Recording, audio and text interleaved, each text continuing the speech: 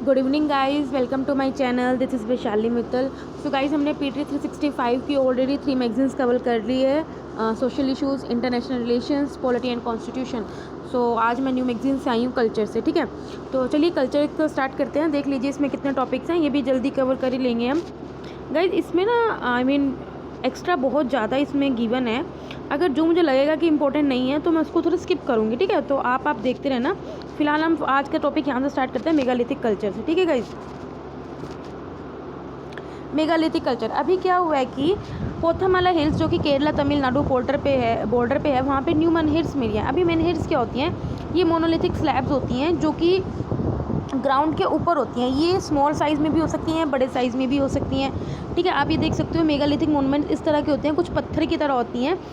ठीक है, अब ये छोटा भी हो सकते हैं, बड़े साइज़ की भी हो सकती हैं। इनकी शेप्स भी आप देख सकते हो किस तरह की हैं। ठीक है, मेनली ये मिली है जो पथामला हिल्स है जो केरल और तमिलनाडु के बॉर्डर पे। इसके बाद ऑलरेडी बहुत ज़्यादा मतलब कि हंड्रेड्स ऑफ यहाँ पे स्टोन स्ट्रक्चर हैं। ठीक है, इवन यहाँ पे कितना जो स्ट्रक्चर ग्रेवयार्ड हैं, जो कब्र वगैरह होती हैं, उसकी भी क्या है यहाँ पे एग्जिस्टेंस है। जो ये मेनहिर्स हैं ये लार्जेस्ट एवर रिकॉर्ड हुए हैं केरला में। जो मेनहिर्स हैं ये एंडेमिक हैं इस रीज़न से, और ये मेगालिथिक कल्चर का एक फीचर है। अब मेगालिथिक कल्चर क्या है? मेगालिथिक कल्चर वो रेफ़र करता है जो कल्चरल रिमेन्स हमें मिलते हैं मेगालिथ से। अब मेगालिथ्स में क्या होता है? इसमें कुछ डिफरेंट काइंड ऑफ मॉन्यूमेंट्स होते हैं जिसके अंदर हर चीज़ कॉमन होती हैं। अब मेगालिथ्स में क्या होता है ना, बहुत सारे मॉन्यूमेंट्स होते हैं, और अभी जो हमें मिले हैं ना वो उसमें क्या है, वो लार्जेस्ट रिकॉर्ड हुए हैं। ठीक है, केरला में। इसमें क्या होता है, जो डिफरेंट काइंड ऑफ मॉन्यूमेंट्स होते हैं उनमें एक चीज़ कॉमन होती है कि एक तो या तो वो बहुत लार्ज साइज़ में होते हैं, रफली होते हैं। ठीक है, अब कोई पत्थर की तरह होंगे तो थोड़ा रफ तो होंगी, और ड्रेस स्लैब्स ऑफ स्टोन होते हैं। ये मॉन्यूमेंट्स वर्ल्ड के काफ़ी पार्ट्स में पाए जाते हैं। यूरोप में भी हैं, एशिया में भी, अफ्रीका में भी, सेंट्रल और साउथ अमेरिका में। इंडियन सब कॉन्टिनेंट में मेगालिथ्स मैक्सिमम ना साउथ की तरफ मिलते हैं या डेक्कन प्लेट्यू की तरफ मिलते हैं, विंध्य अरावली रेंज की तरफ मिलते हैं, नॉर्थ वेस्ट की तरफ मिलते हैं। जो मेगालिथ साइट्स हैं वो बहुत पुरानी है, मतलब कि आप देखा जाए तो 1300 BC रेंज से लेके 12 सेंचुरी तक का इनका पीरियड है जिसमें ये एग्जिस्ट करी हैं। जो मेगालिथिक विंध्यास में है उनको mainly pre iron chalcolithic context बोलते हैं पेनिनसुला इंडिया में, वो क्योंकि वो आयरन पीरियड से बिलोंग करती हैं। जो प्रैक्टिस है मेगालिथ बनाने की वो अभी भी एग्जिस्टेंस में है। जो असम की कुछ ट्राइबल कमेटी है जो खासी, वो मेनली मेगालिथ बनाती है। या फिर छोटा नागपुर की, जो झारखंड में छोटा नागपुर है, वहाँ की जो ट्राइब है मुंडास, ये अभी भी मेगालिथ बनाती हैं। मेगालिथ क्या करती हैं, कुछ रिफ्लेक्ट करती हैं certain boreal style that emerge at different times and different places and continued for quite some time. ये रिफ्लेक्ट करती हैं कि जैसे जैसे हमारा जैसे सिविलाइजेशन बढ़ता रहा, ठीक है, उस हिसाब से लोगों का मतलब कि बरियल स्टाइल क्या है आफ्टर डेथ। जैसे आपको कब्र में जमा, मतलब कि जो भी बरी करने का या फिर जला के जो भी होता है उसके स्टाइल को किस तरह से चेंज हुआ है ये बताया है। तो ओरिजिन है जो ये बरियल प्रैक्टिस का वो मेनली न्यूलिथिक कैल्कोलिथिक कॉन्टेक्स्ट से स्टार्ट हुआ है। जैसे पिट एंड अर्न बरियल्स होते थे वो साउथ इंडिया में मेनली। ठीक है, कुछ 2 burials marked at by stone have been found in vertical Karnataka. However क्या था, न्यूलिथिक कैल्कोलिथिक फेज में क्या होता था, जो जहाँ मरता था उसको वहीं पे क्या करते थे, या तो बरी कर देते या वहीं दफना देते थे। लेकिन मेगालिथिक बुरियल्स में ये देखा गया है कि उनको वहाँ पे सेपरेट एरिया में क्या किया जाता है, बरी किया जाता है। तो इसमें ये बताया कि जो separation of abode of living and the dead is separate. हमें जो बंदा जहाँ रह रहा है और जहाँ वो मर रहा है उन दोनों का क्या है, रीज़न अलग अलग है, एक जगह नहीं होता। ठीक है, तो यही शिफ्ट देखने को मिली है कि how it is an indicative of shift in social organisation. 3 basic types of megaliths होती हैं, चैम्बर टॉप्स, अनचैम्बर टॉप्स और megalith that is not connected with the tribal burials. Various type of megalith monuments हैं जो कि found करते हैं, जैसे मनहिर्स हो गया, जैसे मैंने बताई दिया है, मनहिर्स, डॉल्मेनॉइड, ट्रॉपिकल, स्टोन अलाइनमेंट, उन बेरियल, पार्ट होल, मतलब कि डिफरेंट टाइप के हैं। जो मेगालिथ इन इंडिया है वो can not be treated as representing a single homogeneous और कंटेम्प्रेरी कल्चर।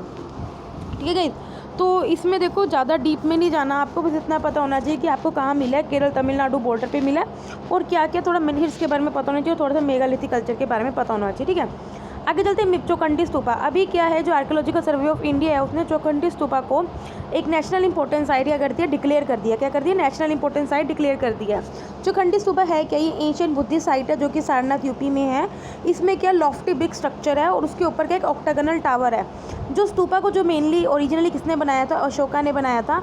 लेकिन क्या है, जब 1588 में हुमायूं ने विज़िट किया था चौखंडी स्तूपा में, तो उन्होंने अपनी विज़िट को मार्क करने के लिए इस चौखंडी स्तूपा के ऊपर क्या बना दिया? ऑक्टागोनल टावर बना दिया। ठीक है, अब सारनाथ के बारे में पढ़ लेते हैं। सारनाथ है क्या? ठीक है, सारनाथ आपको पता होना चाहिए। पहली बात तो बुद्धिज़्म की साइट है। यहाँ पे बुद्धा जी ने अपनी फर्स्ट सेरेमन दिया था आफ्टर अटेनिंग एनलाइटमेंट, तो इसे हम धर्म चक्र प्रवर्तन भी बोलते हैं। सारनाथ को Mrigadava meaning the deer park भी बोलते हैं। इसी पाटना मतलब कि place where holy man fell to earth. इसको भी बोलता है कि जहाँ पे भगवान, होली मैन का मतलब भगवान है, वो धरती पे गिरे थे, तो सारनाथ को भी बोलते हैं, मृगदेवा भी बोलते हैं या फिर holy man fell to earth. ये किसकी और देख लेते हैं। धमेक स्तूपा है जिसमें धर्म चक्र स्तूपा है। यहाँ पे भी लॉर्ड बुद्धा का प्लेस है जहाँ पे उन्होंने पहला प्लेस दिया था, पहला सरमन दिया था। एक मिनट यार, इसे कहते हैं 500 साल मतलब कि 500 सेंचुरी में इसको बनाया गया था। While the construction was order by the emperor Ashoka in the 3rd century BC। Mulagandhakuti Vihara था, ये प्लेस था जहाँ पे लॉर्ड बुद्धा जी रहते थे जब उन्होंने सारनाथ विजिट किया था। बोधि ट्री ये लोकेट करता है मुल्लागंधागरु विहारा पे, जो कि planted by taking a branch from Sri Mahabodhi tree of Anuradhapura Sri Lanka. अब देख लेना, ये कुछ इंपॉर्टेंट नहीं है, आपको मेन चीज़ पता होना चाहिए। अशोका पिलर आपको पता ही है, अपनी कंट्री का एम्बलम है। Ashoka pillar marks the visit of, इसमें क्या, जब किंग अशोका जी ने सारनाथ विजिट किया था तो उसकी विजिट को मार्क करने के लिए ये अशोका पिलर बनाया था। जैसे जब हुमायूं ने विजिट किया था तो उन्होंने ऊपर ऑक्टागोनल टावर बना लिया था अपनी विजिट को मार्क करने के लिए, उसी तरह अशोका की विजिट को मार्क करने के लिए अशोका पिलर बनाया था। 50 मीटर लॉन्ग पिलर है, 4 लॉयन है उसके टॉप पे और 4 एनिमल है इसके नीचे, बुल, लॉयन, एलिफेंट, ये हॉर्स, और ये आपको पता ही होगा। ये 4 रिप्रेजेंट करती हैं लॉर्ड बुद्धा की लाइफ से। ये क्या, जैनिज़्म की साइट भी है। आपको पता है 24 तीर्थंकर होते हैं जैनिज़्म में, 24 तीर्थंकर तो खुद महावीर जी हैं। जो ये 11 तीर्थंकर श्रेयसनाथ हैं, उसका ये बर्थ प्लेस है।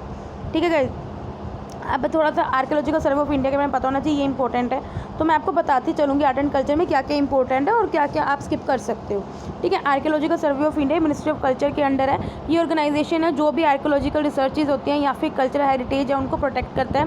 ये सारी की सारी आर्कियोलॉजिकल एक्टिविटीज़ को रेगुलेट करता है एज पर the provision of ancient monuments and archaeological sites and remains act 1958। ये रेगुलेट भी करता है antiquities and art treasure act 1972। जो आर्कियोलॉजिकल सर्वे ऑफ इंडिया 1861 में फाइंड आउट किया था बाय द अलेक्जेंडर कुनिगम, जो इसके फर्स्ट डायरेक्टर जनरल भी बने थे। अब जो नेशनल इंपॉर्टेंट साइट जो आर्कियोलॉजिकल सर्वे ऑफ इंडिया ने डिक्लेयर किया वो किसके अंडर किया है? जो ancient monuments and archaeological sites and remain act है उसी के अंडर सेक्शन 4 के अंडर किसी भी एंशियंट मॉन्यूमेंट या आर्कियोलॉजिकल साइट जिसका कोई हिस्टोरिकल, आर्कियोलॉजिकल या आर्टिस्टिक इंटरेस्ट हो और जो 100 साल से एग्जिस्ट करता हो, हम उस साइट को क्या कर सकते हैं? नेशनल इंपॉर्टेंस को डिक्लेयर कर सकते हैं। जो प्रोटेक्शन और मेंटेनेंस होता है मॉन्यूमेंट्स का, जो भी नेशनल इंपॉर्टेंट साइट्स का, वो आर्कियोलॉजिकल सर्वे ऑफ इंडिया ही देखती है। स्पेशली कुछ रिपेयर करना है या कुछ केमिकल, अगर उसमें कोई केमिकल है तो उसको प्रिजर्व करना है या एनवायरनमेंट डेवलपमेंट करना है अराउंड द मॉन्यूमेंट, ये सारा को रेगुलेट करती है, ASI भी करती है। बुद्धा जी के अभी तो हमने चौखंडी स्तूपा के बारे में पढ़ा है, और भी कुछ स्तूपाज हैं, इवन बहुत ज़्यादा स्तूपाज हैं, तो इनमें जो और इंपॉर्टेंट स्तूपा है उसके बारे में डिस्कस किया हुआ है। कुछ सांची स्तूप है, जो सांची स्तूपा एक ओल्डर स्ट्रक्चर है इंडिया में जो कि 3rd सेंचुरी BC में बना था, एम्परर अशोका ने बनाया था। ये बिलीव किया जाता है कि जब शुंगा एम्परर के पुष्यमित्र शुंगा जी रूल कर रहे थे तो उन्होंने क्या किया था, सांची स्तूपा को डिस्ट्रॉय कर दिया था। लेकिन जब अग्निमित्र शुंगा द्वारा रूल में आए, जो कि पुष्यमित्रा के सन थे, उन्होंने इसको द्वारा रिफर्बिश किया था, द्वारा रिकन्स्ट्रक्ट किया। सतवाहना पीरियड में ये बताया गया कि जो इसके गेटवेज थे, ठीक है, या रेलिंग्स थी, वो यहाँ पे बिल्ड की गई और डेकोरेट किया गया। जो गेटवेज हैं उनको नैरेटिव स्ट्रक्चर में काफ़ी कवर्ड किया गया है। वेरियस इस जो सांची स्तूपा में मेनली क्या क्या दिखाया गया है, जो भी वेरिएंट्स इवन जो बुद्धा जी की लाइफ के ड्यूरिंग जितने भी इवेंट्स हैं उनको क्या किया, कार्व किया गया है। सांची स्तूपा में मैंने बताई दिया कि इसने डिपिक्ट किया वेरियंस इवेंट बुद्धा लाइफ और जत का स्टोरी। सांची स्तूपा को यूनेस्को वर्ल्ड हेरिटेज साइट में एनलिस्ट कर दिया था कब, 1989 में।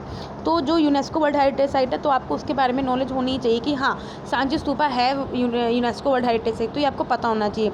भरूच स्तूपा के जो भरूच स्तूपा है वो इलाहाबाद और जबलपुर डिस्ट्रिक्ट के बीच में है, मध्य प्रदेश में पड़ता है ये। इसको मेनली 150 BC के अराउंड बनाया गया था, शुंगा पीरियड के। ये रेड स्टोन से बनाया गया था। इसको साइट को डिस्कवर किया था अलेक्जेंडर कुन्नुगुनम 1873 में। तो इसके अंदर भी यही है कि भी आर्टिसंस ने क्या काफ़ी पिक्टोरियल लैंग्वेज शो की हुई है। इसमें भी क्या है, काफ़ी बुद्धिस्ट की नरेटिव या उनकी लाइफ्स को शो किया हुआ है, जैसे ड्रीम ऑफ माया या celestial celebrating Buddha's enlightenment, worship of Buddha, stone Bodhi tree, elephants, ठीक है, जब तक का स्टोरी वगैरह, इन सबको क्या किया, आई मीन डिपिक्ट किया है। अब अमरावती स्तूपा क्या है, ये भी बहुत फेमस स्पेसिमेन है बुद्धिस्ट आर्ट और आर्किटेक्चर का। ये अमरावती आंध्र प्रदेश में पड़ता है, तो इसको 3rd सेंचुरी BC में बनाया गया था। और ठीक है, आगे बढ़ते हैं। जो स्तूपा है, इसे जो पहले तो जब इसको ओरिजिनली बनाया तो बहुत सिंपल स्ट्रक्चर था ज़्यादा, या अगर क्रेविंग भी तो सिंपल थी, लेकिन जब सतवाहना किंगडम आए, सतवाहना रूलर्स आए, तो उन्होंने इसको काफ़ी डेकोरेट किया, रेनोवेट किया, ठीक है, और अपनी काफ़ी जो आर्किटेक्चर मोन्यूमेंट की तरह इसको बना दिया। जो स्तूपा है ये ब्रिक से बना हुआ विद सर्कुलर वेदिकाज वगैरह है, ठीक है, 95 हाइट 5 प्लेटफॉर्म्स हैं, ये सब हैं, ठीक है। तो आपको थोड़ा थोड़ा नॉलेज होनी चाहिए ऊपर ऊपर की, अब इतना तो कोई नहीं पूछेगा। बैरस स्तूपा जो राजस्थान का है, ये भी मौर्यन टाइम का है, अशोका ने बनाया था। ये लाइम का बना हुआ है, lime panel of brick would का बना हुआ है, ठीक है। ये जो बोलते हैं जो बैरस स्तूपा है, ये मत्स्य की कैपिटल होती थी पहले, ठीक है, जैसे जो 16 महाजनपद थे, जो उसमें मत्स्य किंगडम था, तो मत्स्य किंगडम की बैरात क्या थी, कैपिटल होती थी, तो उसके किंग विराट के द्वारा जो फाइंड आउट की थी।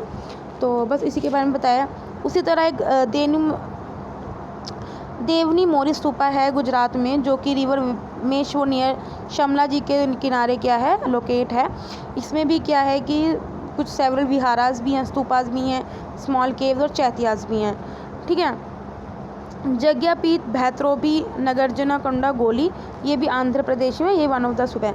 गाइस आपको चैत्यास और विहारास तो पता ही होगा, ठीक है। चैत्यास में क्या होता था, बेसिकली जो बुद्धिस्ट मोंक्स होते थे वो रहते थे, ठीक है, आई मीन वहाँ रहते थे। और विहारास में क्या करते थे, जो एजुकेशनल पर्पस होता था, जो बुद्धिस्ट प्रोवाइड करते थे, तो वो वहाँ पे करते थे विहारास में। तो थोड़ा पता होना चाहिए आपको चैत्यास और विहारास क्या होता है। अगला पढ़ते हैं, अमरावती स्कूल ऑफ आर्ट।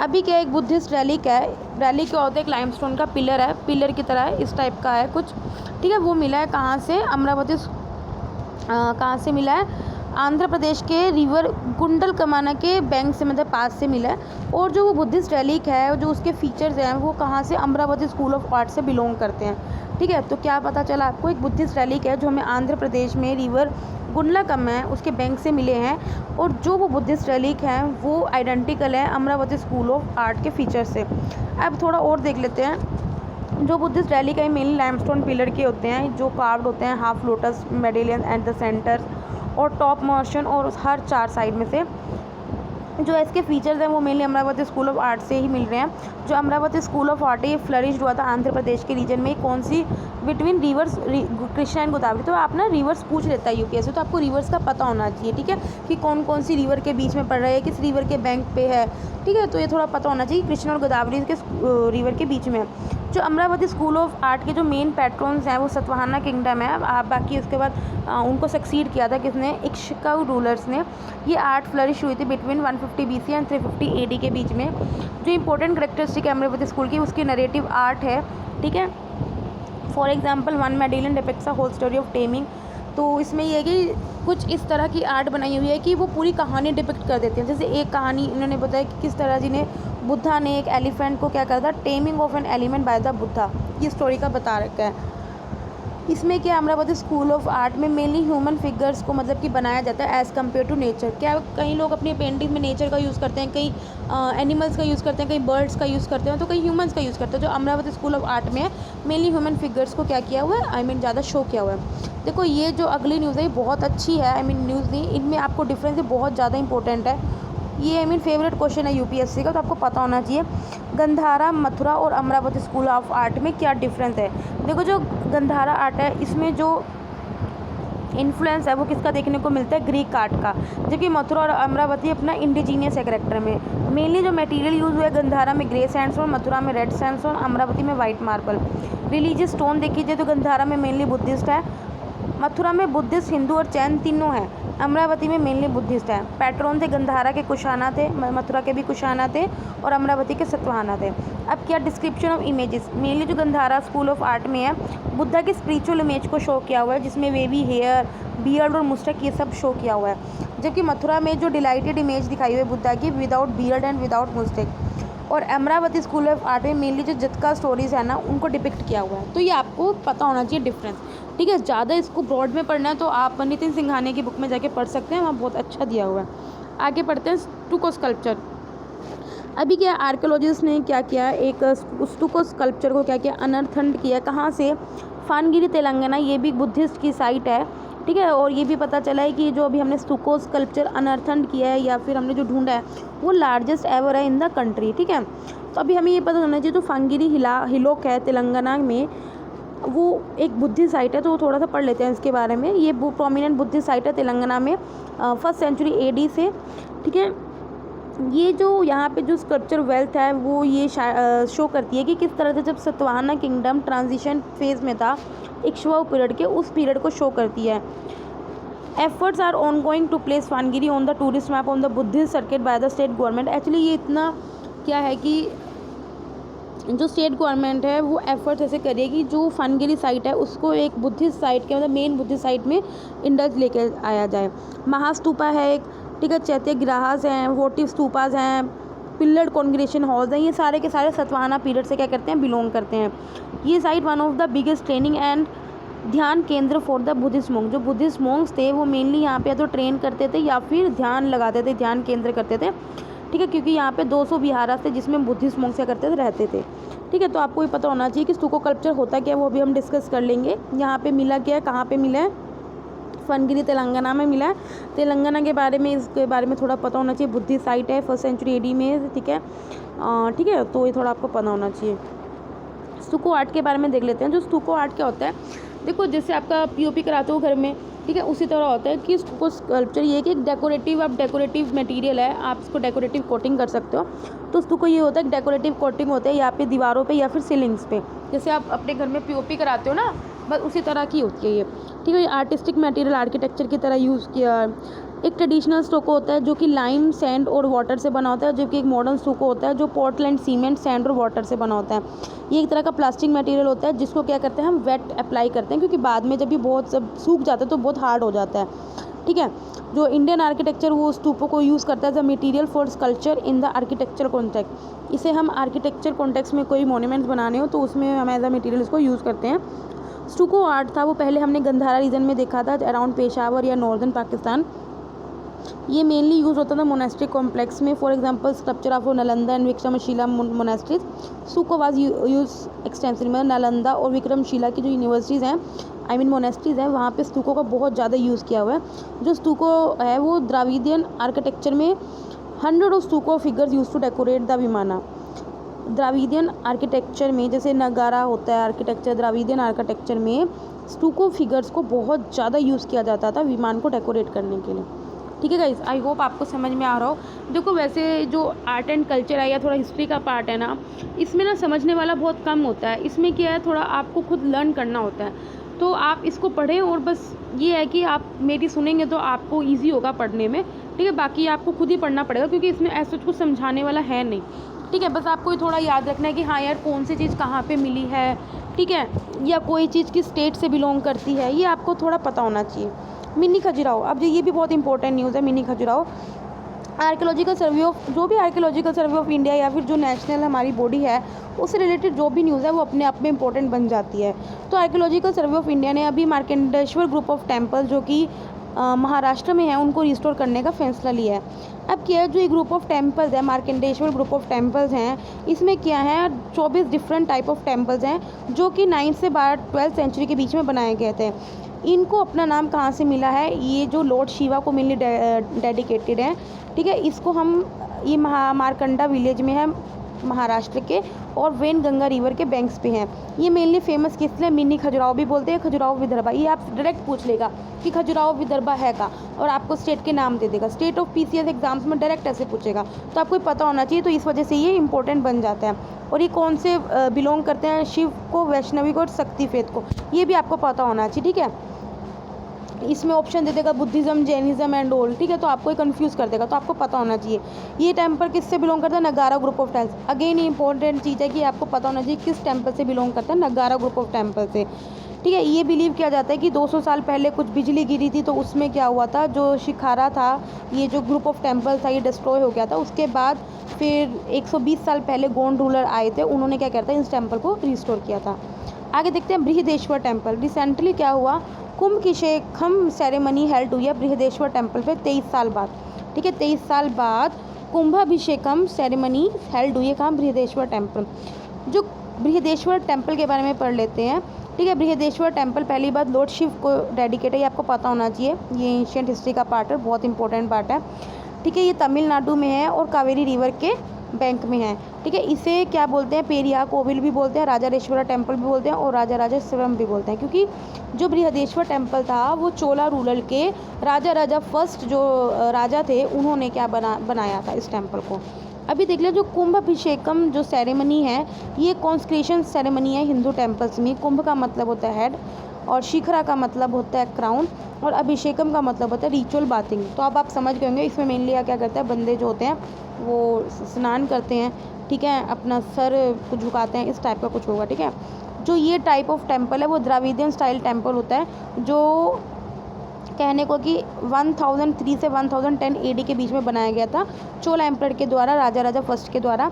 ये ऑलरेडी मैं आपको बता चुकी हूँ। ये द्राविडियन आर्किटेक्चर का एग्जाम्पल है। इस टेम्पल को भी यूनेस्को वर्ल्ड हेरिटेज साइट में रखा हुआ है, तो ये आपको पता होना चाहिए कि बृहदेश्वर टेम्पल भी यूनेस्को वर्ल्ड हेरिटेज साइट में है, और इसे ग्रेट लिविंग चोला टेम्पल भी बोलते हैं। साथ में 2 और टेम्पल है जो चोला एम्पायर के फेमस है, एक गंगाई कोंडा चोलमपुरम में है और एक एरातेश्वर टेम्पल है जो कि दरासुरम में है। ठीक है, तो आई होप आपको समझ में आएगा। ठीक है लोके, ठीक है गाइस, आगे बढ़े। द्रविड़ इन्होंने चोला आर्किटेक्चर दे रखा है। देखो इसमें हम थोड़ा ऊपर का पढ़ लेते हैं जो इंपॉर्टेंट है। देखो, जो Dravidian style of art and architecture है वो अपनी परफेक्शन में पहुंची थी चोला एम्पायर में। चोला एम्पायर ने पल्लवा स्टाइल ऑफ आर्किटेक्चर को फॉलो किया। पहले देखो यहाँ पे देखो, जो गेटवे होता है ना उसे गोपुरम बोलते हैं, ये मंडप होता है, और ये शिखर होता है, जैसे टेम्पल्स होते हैं। ठीक है, अपने यहाँ पे वो लगा होता है, तो इसे क्या बोलते हैं, शिखर बोलते हैं। इसे सारा विमाना बोलते हैं, इसे गर्भगृह बोलते हैं, जहाँ पे भगवान की मूर्ति रखी होती है। ठीक है, तो ये आई होप आपको समझ में आ गया। ठीक है, तो इन्होंने बोला कि जो द्राविड स्टाइल का आर्किटेक्चर था वो चोला के एम्पायर में काफ़ी परफेक्शन में पहुंचा। इन्होंने पल्लवा स्टाइल ऑफ आर्किटेक्चर को फॉलो किया, और स्क्वायर जो सैंक्टम ऑफ चोला टेम्पल्स होते थे सर्कुलर शेप में भी होते थे और स्क्वायर साइज में भी होते थे। जो फेमस टेम्पल्स थे वो शिव टेम्पल था जो कि गंगाई कोंडा चोलापुरम में था, जो राजेंद्र फर्स्ट ने बनाया था। उसके अलावा नरथमलाई, कोंदुम्बलार, ये कुछ और टेम्पल्स हैं जो चोला के बनाए थे। इसमें क्या होता था, शिखर और कालसा होते थे वो डोम शेप्ड में होते थे। ये शिखर था, ये डोम शेप्ड में होता था। ठीक है, बहुत टेम्पल्स हैं जिसमें क्या होता है, पिल्लर्ड मंडपास होते थे, मतलब कि काफ़ी पिल्लर्स होते थे। कोई कितने पिल्लर्स हैं, ये पिल्लर्ड मंडपास होते थे, जिसके अलग अलग नाम भी होते थे, अर्थ मंडप, महामंडप या नंदी मंडप। ठीक है, और काफ़ी डेकोरेटिव काम होते थे। इसमें स्टोन और मेटल्स का बहुत ज़्यादा यूज़ होता था इसमें। जैसे रामायण के, महाभारत या पुराण के जो सीन्स देख लो, या वो जो 63 नयनमार्स की लाइफ्स का सीन है वो काफ़ी स्कल्पचर हुआ है on the walls of temple. मतलब जो टेम्पल्स की जो वॉल्स है ना, उसमें क्या इन्होंने क्या डिपिक्ट किया हुआ है, रामायण की स्टोरीज़ को, महाभारत की स्टोरीज़ को, पुराण को, या जी जो नयनमार्स थे, ठीक है, उनको क्या किया, काफ़ी नयनमार्स कौन होते हैं, जो शिव को मानते हैं। ठीक है, उनकी लाइफ को क्या किया, डिपिक्ट किया हुआ है। ठीक है, नाटाराजा स्कल्पचर क्या है, बहुत नटराज स्कल्पचर फेमस है चोला पीरियड का। शिव एसोसिएटेड होते थे इसमें end of the cosmic world. ठीक है, तो ये आप देख लेना, ये कुछ ज़्यादा वो नहीं है। चोला आर्ट का डांस देख लेते हैं। भारतनाट्यम और Kathakali 2 important type of dance है जो कि चोला पीरियड में परफॉर्म किए जाते थे। लॉर्ड शिव को रिप्रेजेंट किया था एज एन एक्सपोनेंट ऑफ कराना डांस। नटराज टेम्पल जो चिदम्बरम में है और सरंगपानी टेम्पल जो कुंभकोण में है, उनमें भी जो लॉर्ड नटराज को डांसिंग पोज में शो किया हुआ है। ड्रामा होते थे यहाँ पे, तो ये आपको पता होना चाहिए चोला का डांस और ये ड्रामास। ठीक है, पेंटिंग्स भी पढ़ेंगे, राजा राजारेश्वरम नटकम और राजा विजयम, ये 2 ड्रामा होते थे जो इस पीरियड में क्या आए थे, इवोल्यूट हुए थे। कुछ पेंटिंग्स हैं सीन्स ऑफ, जैसे सीन्स ऑफ पेरिया पुरानम, ये ब्यूटीफुली डिपिक्ट की हुई है। Kailasanatha temple at Kanchipuram, Vishnu temple, और ठीक है, तो ये आई होप आपको समझ में आ रहा हो। ठीक है, तो यही सब है। और आर्किटेक्चर फॉर्म्स देख लेते हैं जो न्यूज़ में थी। सुरंग बावड़ी, अभी क्या है, इस मोन्यूमेंट को क्या किया गया है, जो वर्ल्ड मोन्यूमेंट फंड है, एक NGO है, उसने क्या किया है, इस मोन्यूमेंट को सिलेक्ट किया है under the ancient water system of the Deccan plateau. ये एंशियंट वाटर सिस्टम है किसका, डेक्कन प्लेट्यू को जो वर्ल्ड मॉन्यूमेंट फंड जो एक एनजीओ उसने सेलेक्ट किया है। अब ये क्या करेगा, इसको मॉनिटर करेगा और इस एंशियंट मॉन्यूमेंट को क्या करेगा, रिस्टोर करेगा। सुरंग बावड़ी क्या है, एक इंटीग्रल पार्ट है ancient carriage system. Carriage system क्या है, किस तरह वो वाटर को सप्लाई करते थे टनल्स के थ्रू, जो आदिल शाही ईरा के ड्वारिंग बनाया गया था कर्नाटक में।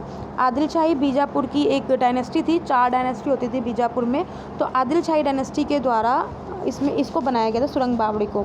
ये जो कैरेज है या जो वाटर सप्लाई के जो मेथड्स हैं ये मेनली मिडल ईस्ट रीजन में फाइंड आउट होते हैं। इंडिया में जो कैरेज सिस्टम है वो मेनली आपको बिदार, गुलबार्ग या बीजापुर में मिले थे, जो कर्नाटक के, या फिर मध्य प्रदेश के बुरहानपुर में मिले थे। जो आदिल शाही डायनेस्टी थी, यूसुफ आदिल शाह ने जिसे फाउंड किया था, उसने बीजापुर के सुल्तान की तरह रूल किया है वेस्टर्न डेक्कन रीजन कब से कब, 1489 से 1686 तक। आगे बढ़ते हैं। बेलम केव्स, बेलम केव्स जिसे हम बेलम गुहालू भी बोलते हैं, जो कि आंध्र प्रदेश के हैं, वो सेकंड लॉन्गेस्ट केव्स बनी है इंडियन सब कॉन्टिनेंट में।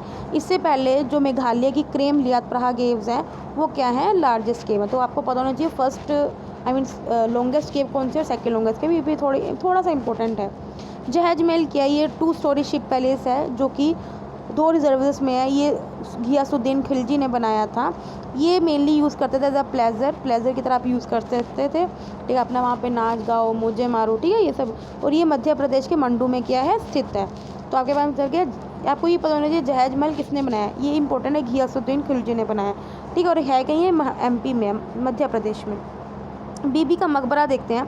जो बीबी का मकबरा है ये आजम शाह ने बनाया था। अब आजम शाह कौन है, औरंगजेब का बेटा था, उसने बनाया था। ये किसकी भी याद में बनाया था, उसने अपनी माँ की याद में बनाया था। दिलराज बानो बेगम उसकी माँ का नाम था, उसकी याद में बनाया था। इसे औरंगाबाद है, महाराष्ट्र के औरंगाबाद में है ये। इसे ताज ऑफ डेक्कन भी बोलते हैं क्योंकि जो इसके रिसेम्बलेंस है वो ताजमहल से काफ़ी मिलती है। तो आई होप आपको बीबी का मकबरा भी इसमें आपको इंपॉर्टेंट हो जाता है कि ये किसने बनाया था, ये आपको पता होना चाहिए।